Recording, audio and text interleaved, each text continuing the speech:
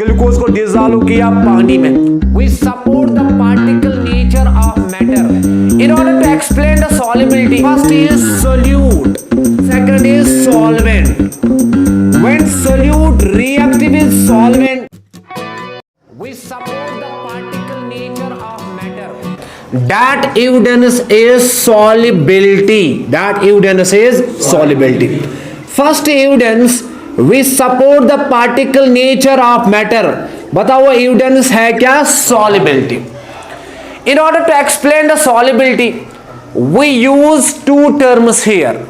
Number first is solute and number second is solvent. When solute reactive with solvent, it resulting the formation of solution. It resulting the formation of solution. When solute reactive with solvent, it resulting the formation of solution. अब सवाल है कि sir solute और solvent में क्या difference है और इसके बाद किसकी फॉर्मेशन होती है? सॉल्यूशन की.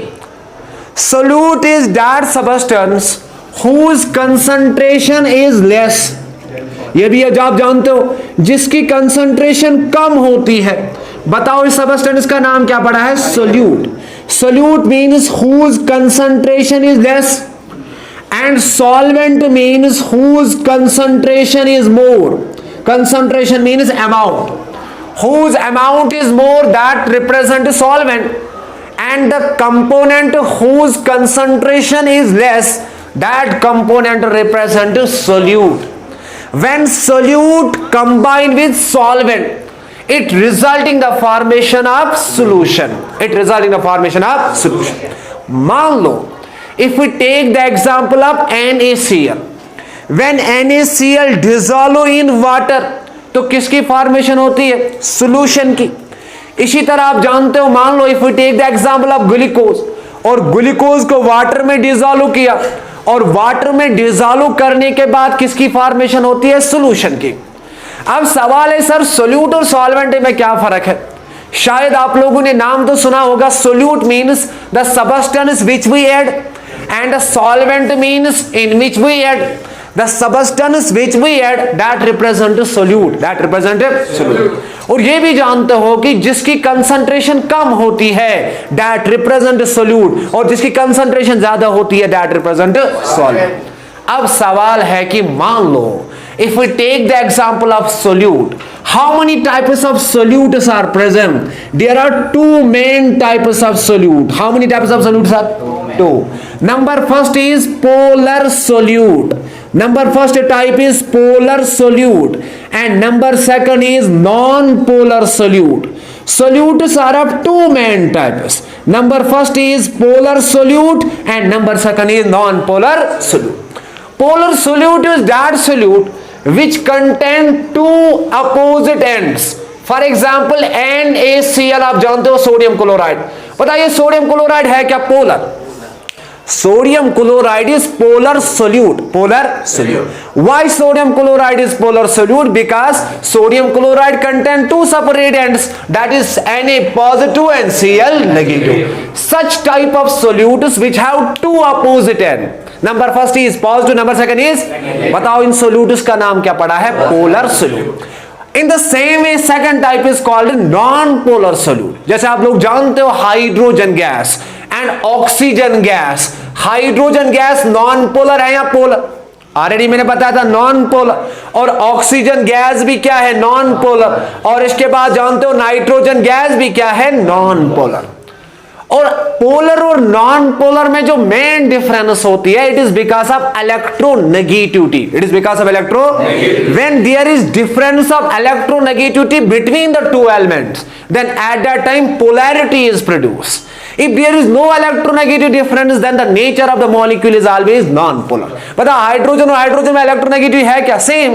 इसलिए जब इलेक्ट्रोनेगेटिविटी सेम होगी और मॉलिक्यूल का नाम क्या होगा? Non polar. Whenever there is difference in electronegativity, और आप लोग जानते हो सोडियम मेटल है और क्लोरीन क्या है? Non metal. उनके बीच में इलेक्ट्रोनेगेटिविटी की डिफरेंस होगी.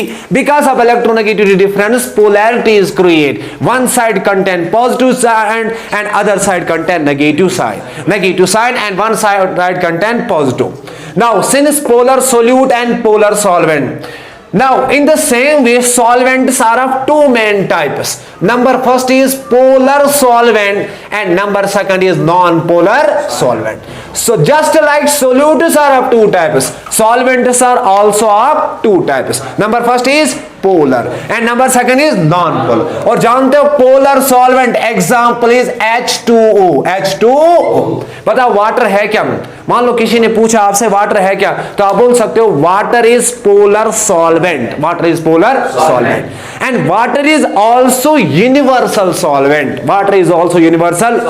Why water is universal solvent? Because of high dielectric constant. High dielectric constant आगे डिटेल में पढ़ाऊंगा.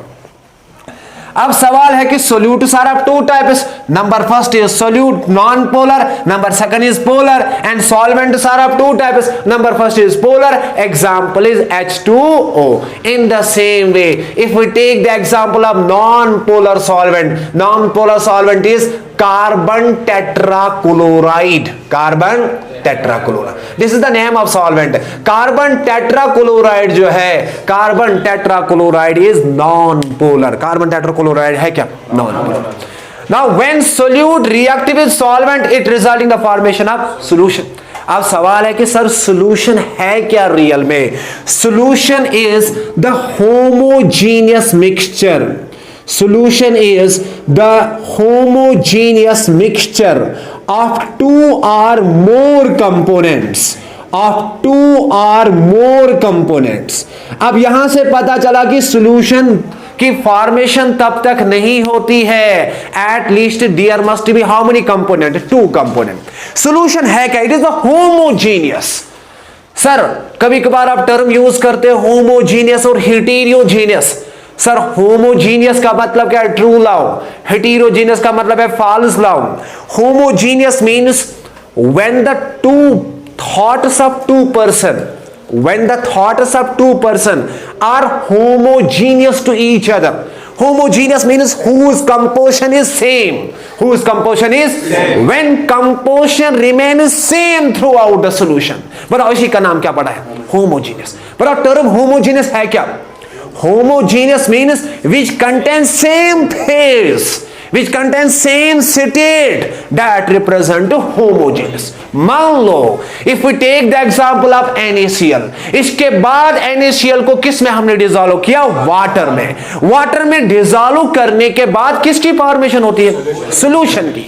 और जब सॉल्यूशन की फॉर्मेशन होती है, मान लो किसी ने पूछा आपसे कि ये जो सॉल्यूशन है, सॉल्यूशन का टेस्ट क्या है? The solution, the test of solution is always salty test. ये जो साल्टी टेस्ट है, जरा मुझे बताओ ये साल्टी टेस्ट यूनिफॉर्म है या नॉन यूनिफॉर्म? यूनिफॉर्म है. अगर साल्टी टेस्ट यूनिफॉर्म है तो पता चला कि whose composition is same throughout the solution, that represent solution. बताओ सॉल्यूशन है क्या? It is the homogeneous mixture. It is a homogeneous mixture of two or more components.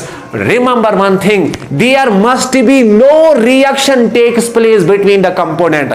If reaction takes place between the component, then they never result in the formation of solution. तब जाके के कभी भी solution की formation नहीं होती.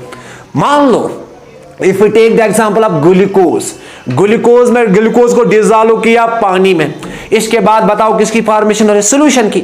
लेकिन मान लो कि सॉल्यूशन के दौरान अगर किसी प्रोडक्ट की फॉर्मेशन होती तो तब जाके वो कभी भी सॉल्यूशन स्टेट के अंदर एग्जिस्ट ही नहीं होता.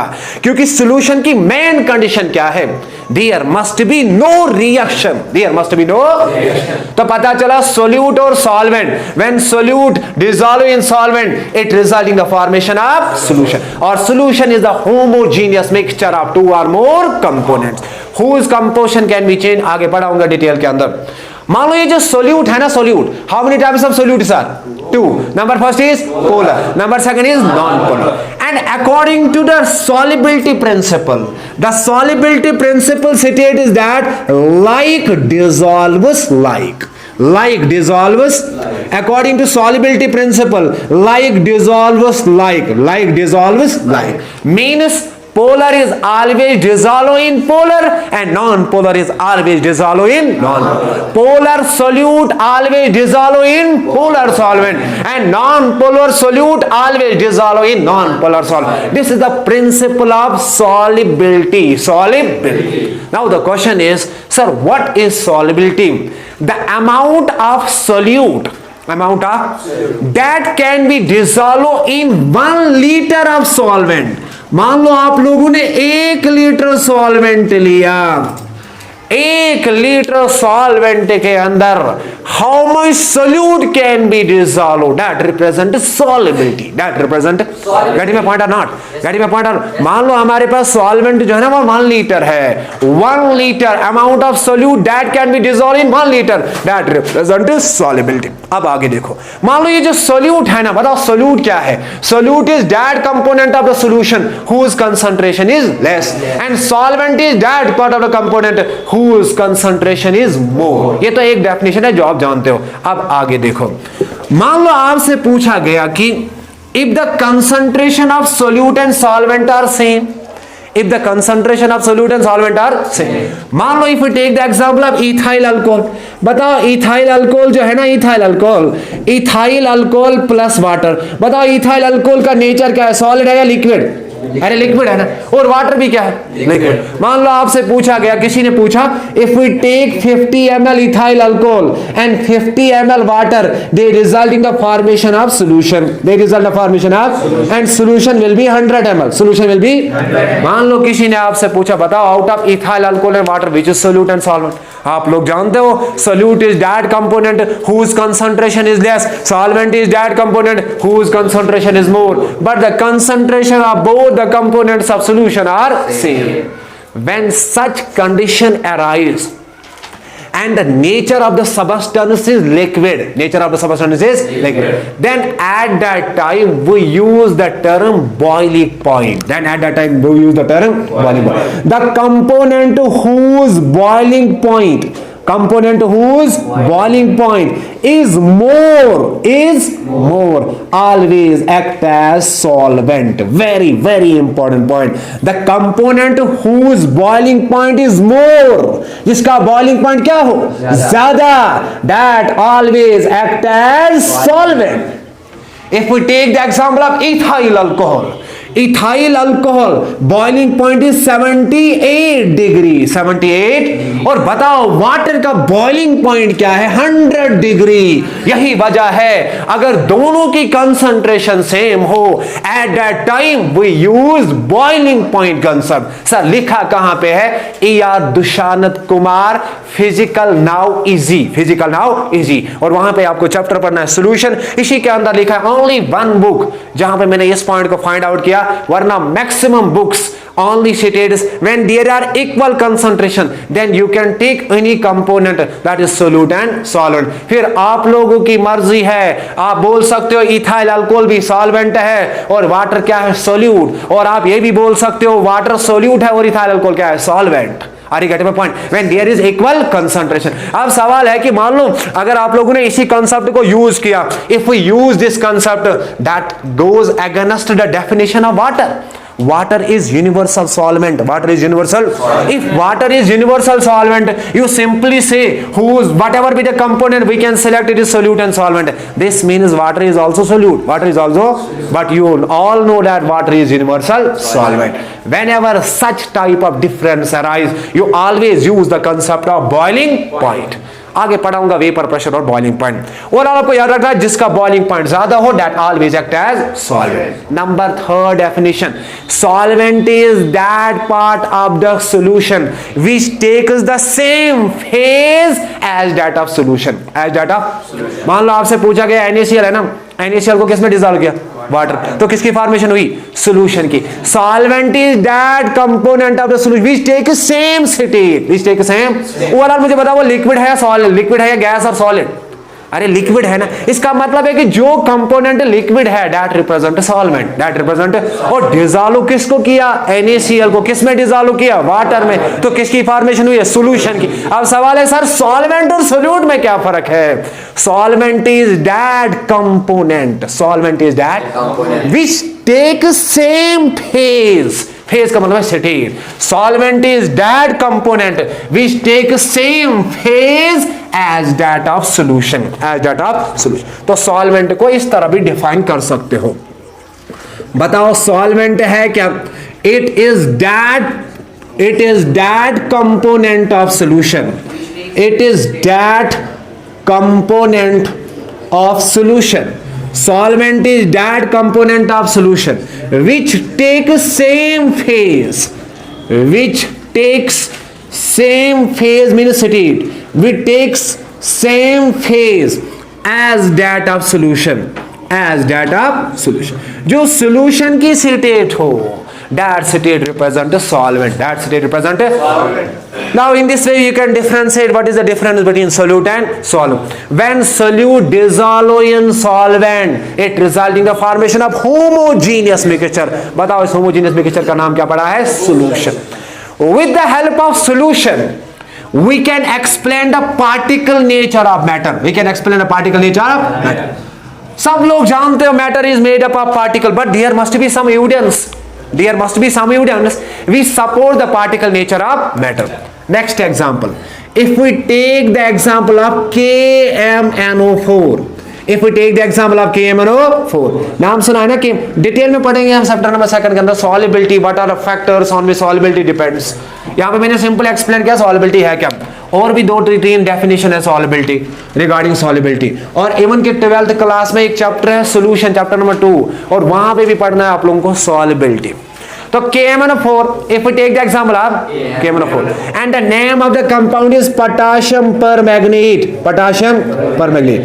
If we take the example of potassium permanganate, potassium permanganate and the color of the potassium permanganate is purple, color of the potassium permanganate is purple। When we dissolve potassium permanganate in water, once you add potassium permanganate in water, it result in the formation of solution, it result in the formation of solution।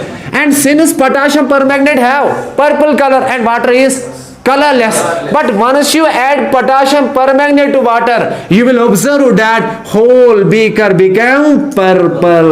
जरा मुझे बताओ पहले water colourless था या coloured? Colourless. और इसके बाद water किस में कन्वर्ट हुआ? कलर्ड में। और इसका मतलब ये हुआ कि पोटाशियम परमैंगनेट जो पार्टिकल्स होते हैं किसके अंदर? पोटाशियम परमैंगनेट के अंदर। बताओ इन पार्टिकल्स का कलर क्या था? Purple. And once we add into water whole become purple। This indicates that potassium permanganate is made up of particles।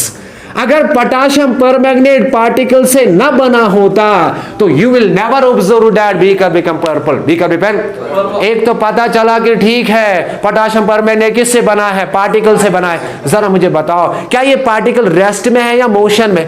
Motion में। If this particles are present at rest they will never diffuse, then they will never show the process of diffusion। अब यहां से भी पता चला कि potassium permanganate के अंदर पार्टिकल तो है, these particles are not at rest, they are in motion। और because of motion, because of particle nature of matter। and third point, sir ठीक है पोटाशियम परमैंगनेट को तो हमने डिसॉल्व किया पानी में, but where the particles of potassium permanganate go, they enter into intermolecular space, intermolecular, that is present between the water molecules। if there is no intermolecular space potassium permanganate will never diffuse। since the particles of the potassium permanganate diffuse, this clearly indicates that water also have space and that space is called intermolecular space। अब यहां से पता चला कि potassium permanganate particle से बना है और पोटाशियम परमैंगनेट के अंदर जो पार्टिकल्स है इनके बीच में क्या है? स्पेस। और वाटर भी किससे बना है? पार्टिकल से। और वाटर के बीच में भी क्या होती है? Space. And because of that evidence we support that particle nature of matter. तो कल पढ़ाऊंगा डिटेल में डिफ्यूजन।